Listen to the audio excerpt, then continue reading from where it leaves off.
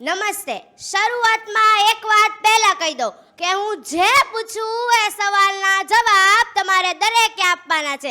આપશો કે નહીં? તો અહીંયા બેઠેલા દરેક મારા મિત્રો ગુજરાતીઓ છે કે નહીં?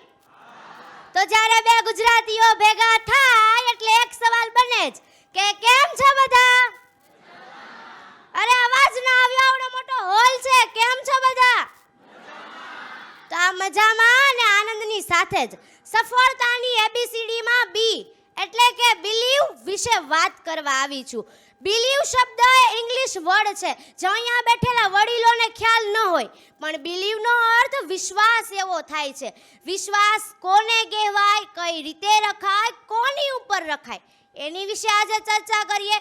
કે વિશ્વાસ એક એવો શબ્દ છે જે આપણે બોલીએ ને તો એક જ સેકન્ડ લાગે છે ને એક સેકન્ડ.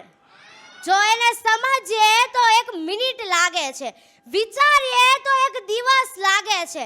પણ એ શબ્દ જ એવો છે કે જેને સાબિત કરતા આપણી આખી જિંદગી નીકળી જાય છે. ઈશ્વર આપને જ્યારે મુશ્કેલીના ટોચ પરથી નીચે પાડી દે ને ત્યારે ઈશ્વર ઉપર આપણે એટલો જ વિશ્વાસ મૂકવાનો છે કે કાં તો આપણને પડતા ઝીલી લેશે, કાં તો આપણને ઉડતા શીખવી દેશે. પોતાની જાત ઉપર વિશ્વાસ કરો. Believe in yourself. કે જ્યારે તમારી ઉપર કોઈ વિશ્વાસ નથી કરતું ને ત્યારે ઇતિહાસ ગવા છે. કે જ્ઞાનવસ્તલ સ્વામીની મને એક વાત યાદ આવે કે તેઓ કહેતા કે હાથીની પાછળ જ્યારે 3 કૂતરા ભોગતા હોય ને, આપણે બધાએ જોવું જશે કે હાથીની પાછળ જ્યારે 3 કૂતરા ભોગતા હોય ને તો હાથી એ કૂતરાની પાછળ જોશે ખરી, પણ એ બાંધવા નહીં જાય.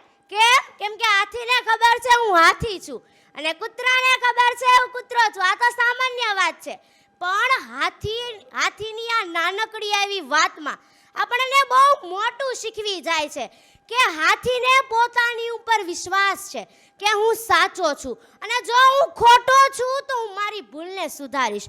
પણ એ ભૂલને સુધારીને સામેવાળી વ્યક્તિને હું વળતો જવાબ નહીં આપું.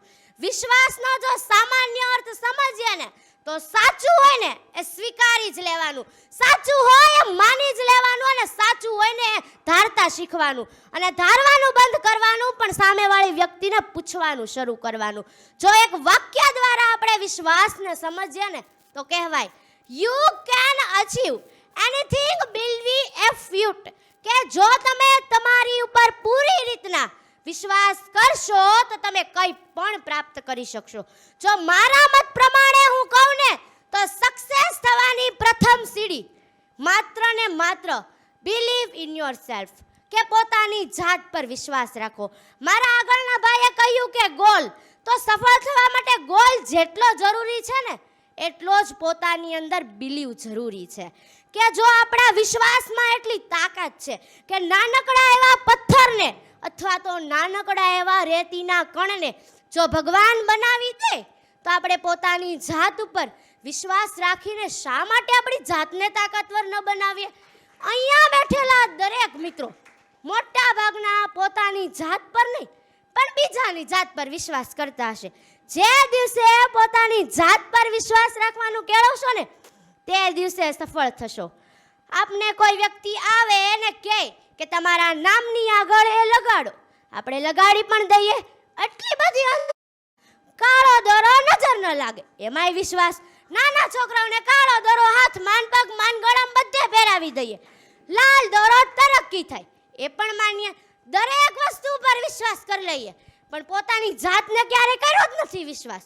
હવે પાછો બીજો પ્રશ્ન કે પોતાની જાત પર વિશ્વાસ કેમ કરવો? આ ક્યારની તો બોલે છે કે પોતાની જાત પર વિશ્વાસ કરો, પોતાની જાત પર વિશ્વાસ કરો, પણ પોતાની જાત પર કઈ રીતે કરવો? તો એનું એક જ સોલ્યુશન છે કે જ્યારે તમે આ બધી જ વસ્તુ પર વિશ્વાસ કરવાનું બંધ કરી દેશો ને તે જ દિવસથી પોતાની જાત પર વિશ્વાસ રાખવાનું કેળવી જશો. અને જે દિવસે પોતાની જાત પર વિશ્વાસ આવી જશે ને ત્યારથી આ એકેય વસ્તુ તમારા માટે કઈ કામની નહીં હોય. Nothing will matter. આપણે સૌ જાણીએ છીએ ને આપણે સૌ ઓળખીએ છીએ એવા થોમસ આલ્વા એડિસન નામના વૈજ્ઞાનિક કે જેમણે બલ્બને પ્રકાશિત કરવા માટે 999 વખત પ્રયત્ન કર્યા હતા, છતાંય તેઓ નિષ્ફળ ગયા. પરંતુ એણે પ્રયત્ન કરવાના છોડ્યા નથી.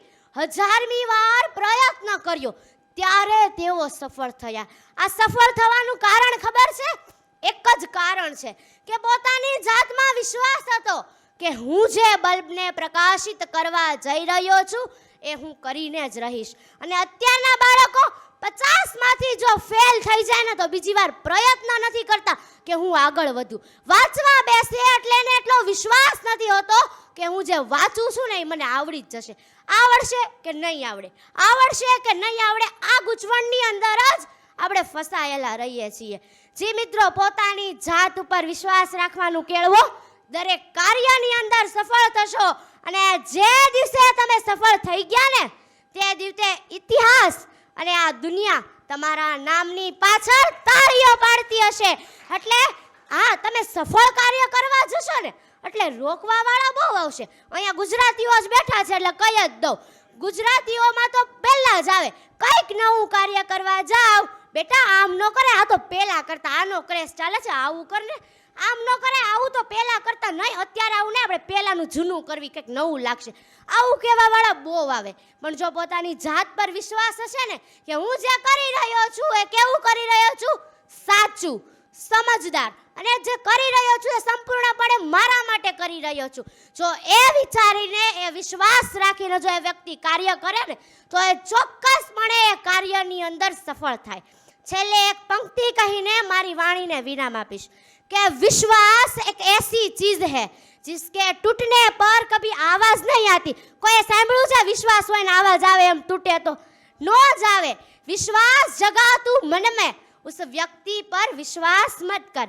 जय हिंद, जय भारत, अस्तु.